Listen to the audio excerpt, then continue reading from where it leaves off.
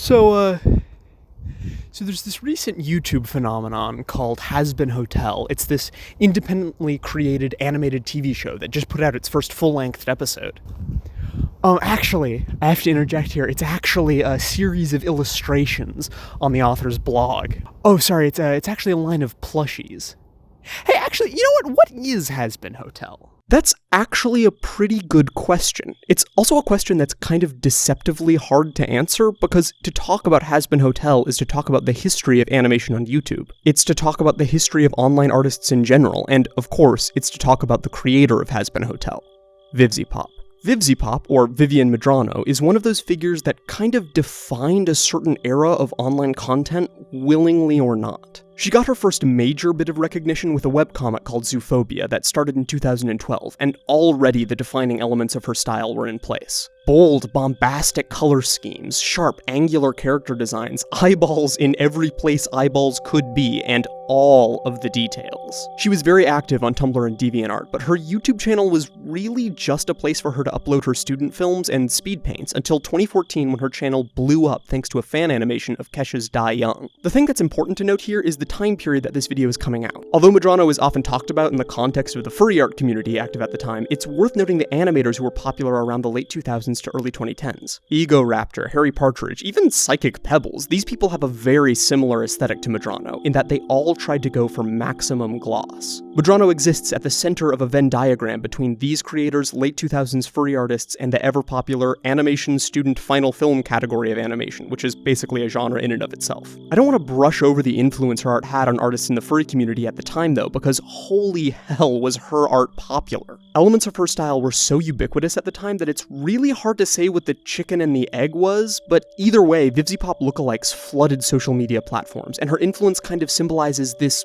climax for early furry aesthetics. If you're looking for bright, neon colors with edgy character designs, there's really nothing better than VivziePop. So that's VivziePop. Where does the hotel come into all of this? Well, actually, pretty early on. A character design that would eventually evolve into the character Alistair can be found as early as 2011 on her Tumblr blog, and other early character designs and animation tests pop up all over the place. Like most artists who came into their own online, VivziePop has a lot of original characters, and remember that phrase because it's going to come back later, that she likes to play around with a lot. Trying to find out when a character is first shown or drawn is pretty hard, especially for extremely online artists, because where ideas first appear could be on any message board, social media service, or private conversation. And that's not an issue, because online art is often shared as just little designs or doodles relating to some larger concept. All one needs is to like a design or color scheme, and they'll find some kind of enjoyment, whether they're familiar with the concept or not. And that's really all Hazbin Hotel was for a long time. Little snapshots into a world that existed almost entirely in the head of VivziePop and was mostly a mystery to her audience. But in June of 2017, things changed. VivziePop was going to go for a full-grown, honest-to-God animated pilot. Not just a short with the characters, but a TV-length, professionally animated pilot. Well, 2 years later, and here we are. Hazbin Hotel is finished and out for free, and well, it's 31 minutes of sex jokes, but beyond that, it serves as a fascinating time capsule of an era of the internet that has long since passed us by. Remember how we were talking about VivziePop's contemporaries? People like Harry Partridge, Ego Raptor, and whoever made Butter Lover. But it fucking loves butter. Well, the thing about all of those animators is that their aesthetic, the one that dominated online animation for almost a decade, is completely out of fashion. Almost all of the old guard of online animation stopped making work regularly, and their style, that of hyper-glossy animation built off of absurdist humor, isn't really where the current pulse of animation is online or otherwise. You look at what's popular on YouTube, and it's all storytime YouTubers, all of which use pretty lo-fi visuals and a very slow, mundane, slice-of-life style of humor. In fact, the zany, high-octane comedy that defined all of Newgrounds-era animation isn't really the dominant cultural aesthetic anywhere in animation either. Even the most absurd shows in television have a much more laid-back tone. And we can see a similar trend happening in independent animation. A lot of the biggest independent animators right now have styles that try and deconstruct animation, oftentimes revealing the seams, trying to show how it got put together. I actually think Hazbin Hotel works as a really interesting counterpoint to the work of Joni Phillips, who's probably the face of indie animation right now. Her films are, as you can probably see from these clips, much more lo-fi than Hazbin Hotel, which is part of the charm of Phillips' work. Her rough, frenetic lines often mask a very human tone, one that's rooted in a lot of feelings about existentialism and uncertainty about the future. Even when her work gets really absurd, Phillips is usually more interested in creating characters that move vibrantly and expressively, breaking their forms in ways antithetical to the aesthetics of Hazbin. This is all a really long-winded way of saying the following. Hazbin Hotel feels like a production from another time period. It's trying to be a 2019 television episode with the sensibilities of a 2008 internet short in the world of gritty meditations on existentialism and videos about a scar somebody got when they were 12. And that's fascinating to watch at times, especially when the humor of one of those internet shorts just crashes headlong into the pacing of a 30-minute episode of television. But it doesn't quite get to the heart of why Hazbin Hotel is the way it is. The way that it is, of course, is a mess. I mean, it was never going to not be a mess. You had a first-time director trying to wrangle a decade-old concept into 30 minutes of film with every single person working on it being an independent contractor, most of whom were working from a remote location. It's a miracle that this thing works at all. There's like 2 jokes that work. The rest is just so crammed with stuff, both narratively and visually, that it feels more like a fever dream than a comedy, and not in the fun Safdie Brothers way.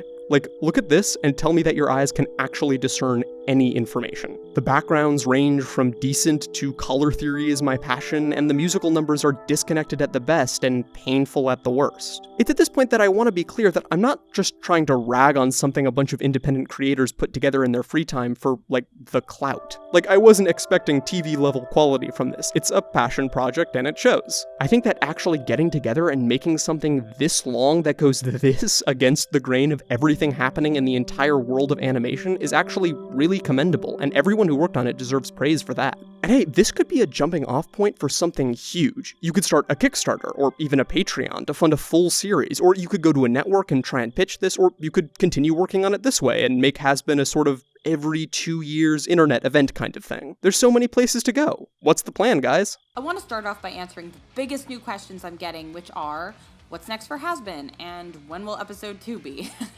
The answer isn't any one definite thing yet. We are not going to leap into episode 2 just yet, mostly because we are hot off the heels of the pilot, and now is the time to really see what comes of this, and what is the best next step for the show. Because there are a lot of possibilities to explore. There was no plan. Alright, that's enough of what Hazbin the show is. Let's get back to our original question. What is Hazbin the cultural thing? Well, in order to answer that, we need to go over some vocabulary. Pop quiz. What does the term OC mean? Any internet-savvy person probably knows the answer. OC is, of course, original character. It's any character created by an artist that isn't from any other pre-existing property. Like Calvin from Calvin and Hobbes. Calvin is Bill Watterson's OC. Except, no, he's not.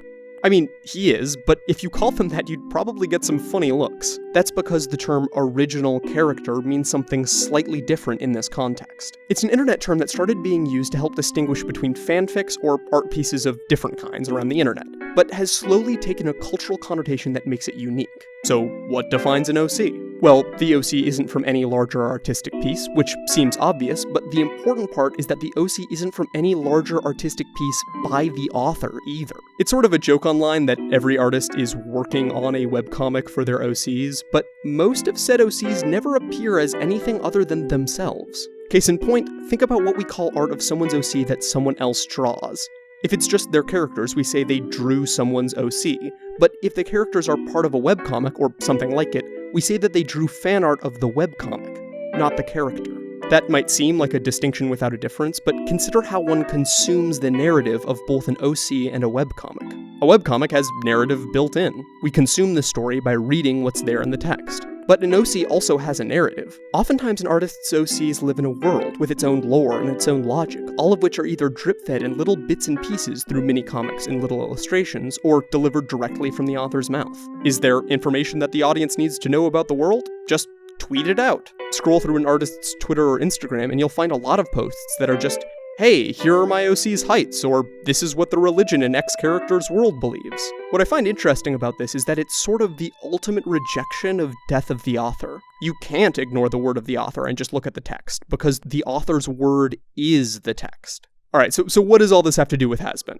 Well, everything, actually. Remember those musical segments and how they feel super superfluous and shoved in haphazardly? Almost as if they could be extracted and posted on their own to sate a hungry fanbase that wants more content from its favorite online concept? And all those weird little cutaways to characters we don't know. Sort of like the show is trying to cram in as many characters as it can to showcase all of the concepts that have just been developing inside the author's head for years. Oh, and those designs! All of which are packed with so much detail that every frame they're in turns to visual soup. Kind of like the designs were all created as interesting illustrations for a blog and just didn't translate well into animation. A lot of problems the show has actually make a lot of sense when viewing it through this lens, not as an episode of television, but as an excuse to showcase as much capital C content as possible. The entire show is an excuse to have VivziePop's characters interact. It's why the pilot keeps introducing new cast members until the very last second. And when the show isn't throwing a bunch of characters at you, it's delivering exposition on the world. And it doesn't really do either in a way that is conscious of what an audience needs to, wants to, or physically can take in. But the most interesting part is that the Hazbin Hotel pilot isn't even the first piece of Hazbin Hotel media on VivziePop's channel. There are speed paints and edits and fan art and snippets of animation, all sorts of things, but the most interesting is the merch videos. But not just any merch videos. Merch videos that were published a full 3 months before the actual pilot was even out. We're used to thinking about media as it relates to traditional mediums. TV, books, movies, and so on. We tinker at an idea, refining it until we make a pass at a final form. That final form, be it a TV pilot or a movie or a book, is seen as the true starting point of public consumption of our work. But in the face of something like Hazbin Hotel, I feel like these notions have become outdated. Because Hazbin Hotel the pilot is many things, but a beginning is not one of them. It is overstuffed, bursting with ideas and content that the creator has been tinkering with and adding to for years, with no creative oversight, no one to try and steer the pilot in a more cohesive direction. It is truly the purest form of the artist's vision. All of the vision. Like, literally anything the artist has envisioned ever. It has fan service for fans that shouldn't exist because there is no show. Angel Dust, the flamboyant porn star gangster drug addict, and yes, it is as bad as it sounds, delivers witty one-liners and snarky comebacks for the pleasure of an audience that has been consuming Hazbin from the beginning, when those animation tests and speed paints were all that Hazbin was. But maybe Hazbin never stopped being that. So finally, we come to our answer. What is Hazbin Hotel? Hazbin Hotel is a concept that exists within the minds of the people who created it and the people who consume it. On a metatextual level, the Hazbin Hotel pilot is of the same canonical importance as the plushies that preceded it. All of the content, the dolls, the pins, the jackets, the show, the prequel comics, all of it is merchandise for the idea that is Hazbin Hotel. In other words, Hazbin Hotel is OC in microcosm.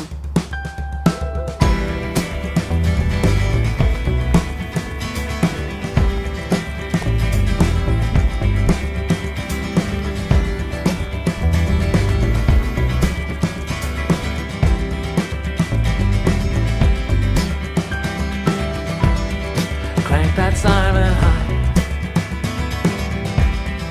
drain the wellspring dry, map of your coordinates.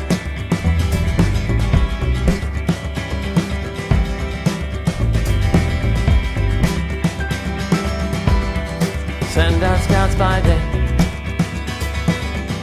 dole out mercenary pay for restless young subordinates. It never hurts to give thanks to the local gods. You never know who might